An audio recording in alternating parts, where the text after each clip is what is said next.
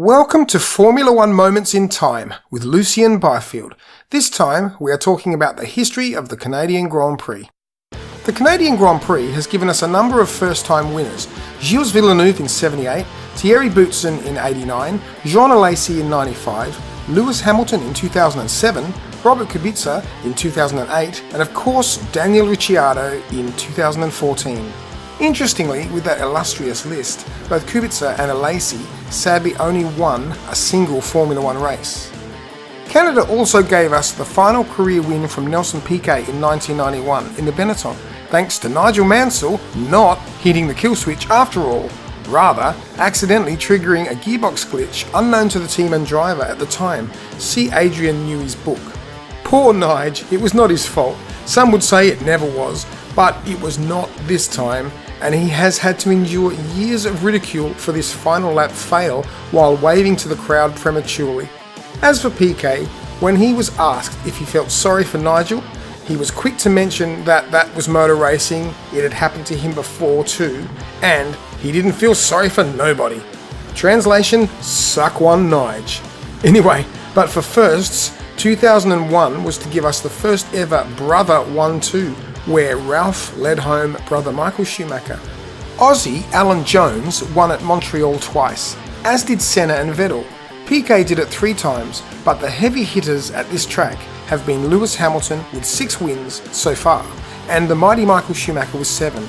It must be said that David Coulthard was often competitive here, and on a number of occasions looked like the man. He looked like he had the measure of Michael and the Ferrari, but alas it was not to be. For year after year, he just had ridiculous luck with things like fuel rigs, reliability gremlins, and at one race he was even left up on his jacks on the starting grid, where the team mechanics violated the rules in getting him unjacked after the mandatory time allotted for this.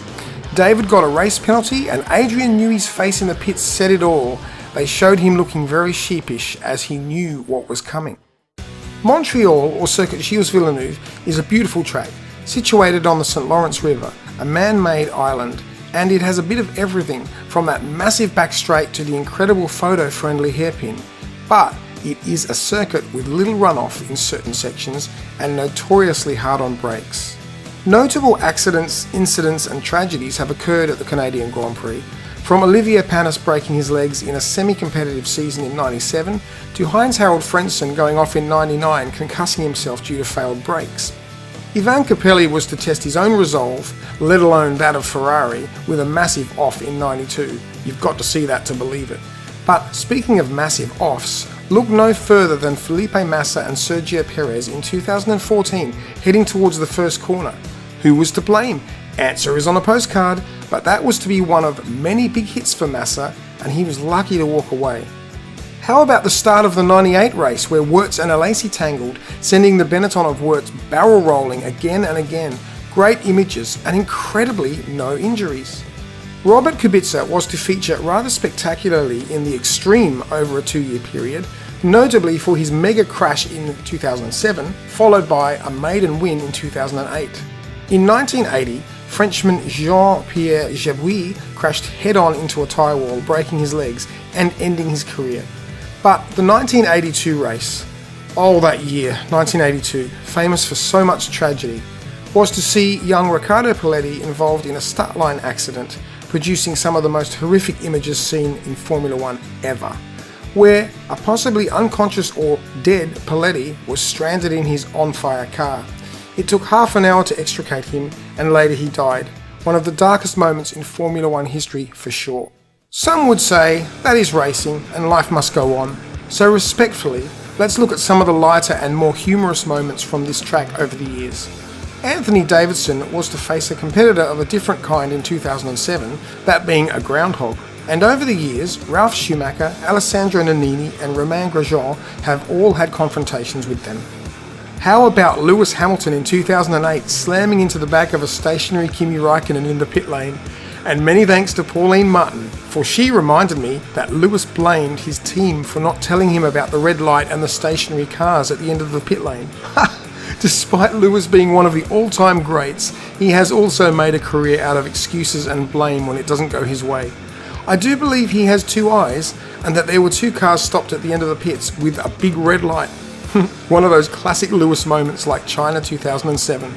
There was Jenson Button driving Lewis Hamilton into the pit wall in 2011, tagging Fernando Alonso too, followed by what seemed like endless pit stops, running last and somehow coming through a stop-start 4-hour-long race to win over Vettel, who he forced into an error on the last lap.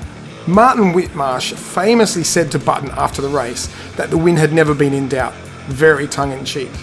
If one driver didn't look like winning that day, it was Button. Oh, and how can we forget the sight of Nannini going off in the 1990 Benetton, where the car lay damaged, though not comprehensively, until Jean Alesi came along in his Tyrrell and crashed in the same place, breaking the Benetton in two. What a sight! Images of the aftermath of the Tyrrell on top of the Benetton, hilarious. My favourite moment has to be from 2011. There was a moment mid-race with debris on the track, with marshals cleaning up and doing the wonderful, often free of pay, job they do year after year. But one rather overweight individual fell over on the track in panic, and to make it worse, not once but twice. And then Nick Heidfeld came along, nearly cleaning him up. The poor guy. You can imagine him at the pub with his mates every year. He will be ribbed for life for his 15 seconds of infamy.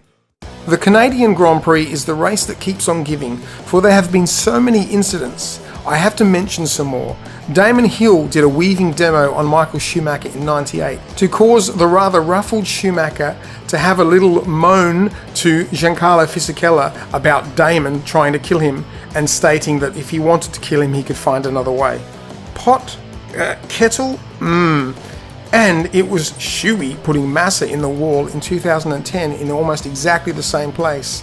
Yep, says it all. Now Prost was to pull a similar move on Senna in '86, well before their infamous rivalry, due to Senna taking out a number of people in the previous race, including Prost. Alain Prost rarely showed this side of his character, but he gave Senna two choices that day, either to get out of the way or to crash. Ironically, that was the reputation Senna was to become known for. There was Nigel Mansell in a tiff, gesticulating at Senna for squeezing him out at the end of the straight in '92. Senna was tough, hard to pass, and made a career of this, but many feel it was Mansell's fault on that day. And Nige sat in the car for a lap to create the drama, then waved his fist at Senna as he came through. Oh, how we need another Nigel Mansell. Interestingly, this time around I'm not focusing on many actual races and their results, rather moments in them. And Montreal gave us a couple of final podiums for Alex Wurz in 2007 and Andre de Cesaris in 1989. Those first and final wins for Alesi and Kubica, and also this is the place where Niki Lauda retired abruptly for the first time in 1979. In closing, I have to mention my favourite Canadian Grand Prix, the 1989 race. Williams had partnered with Renault, and they were to bear fruit rather quickly with a wonderful 1-2 finish with de Cesaris in that final podium. The race was chaotic. Prost looked like the man, then literally disappeared, and on the feed we got in Australia, there was absolutely no mention of him, like he had been abducted by aliens without a trace. It was so frustrating. It was a messy, wet race, with some great carnage, spins and reliability issues that would take out Senna, who was headed for an easy win. Thierry Boutsen, the man with the Lego hairstyle, was to take his first win in a race that had seen him spin earlier on. Look up the highlights, it was a corker. Check out the little boy lost, Gerhard Berger, not knowing where to go after retiring. He is so funny to this day. Well, that's it for Formula One Moments in Time this week. Next time, the French Grand Prix. Ciao for now.